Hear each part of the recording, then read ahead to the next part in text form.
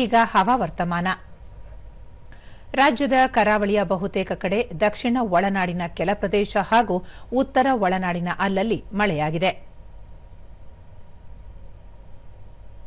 ಯಾದಗಿರಿ ಜಿಲ್ಲೆಯ ಕಕ್ಕೇರಿಯಲ್ಲಿ ಅತಿ ಹೆಚ್ಚು 12 ಸೆಂಟಿಮೀಟರ್ ಮಳೆಯಾಗಿದೆ.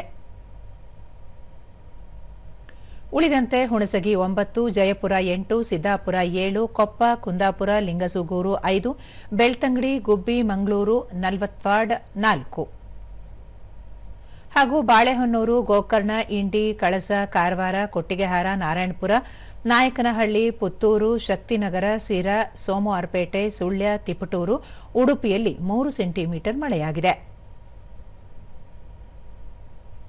ರಾಯಚೂರಿನಲ್ಲಿ ಗರಿಷ್ಠ 38.4 ಡಿಗ್ರಿ ಸೆಲ್ಸಿಯಸ್ ತಾಪಮಾನ ದಾಖಲು. ಮುನ್ಸೂಚನೆಯಂತೆ ರಾಜ್ಯಾದ್ಯಂತ ಮುಂದಿನ 7 ದಿನಗಳ ಕಾಲ ಗುಡುಗು ಸಹಿತ ಭಾರೀ ಮಳೆ ಸಾಧ್ಯತೆ.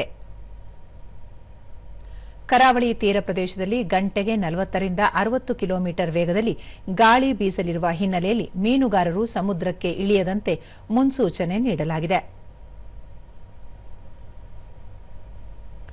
ಬೆಂಗಳೂರು ಸುತ್ತಮುತ್ತ ಸಾಮಾನ್ಯ ಮೋಡ ಕವಿದ ವಾತಾವರಣ, ಭಾರೀ ಗುಡುಗು ಸಹಿತ ಮಳೆ ನಿರೀಕ್ಷೆ, ಗರಿಷ್ಠ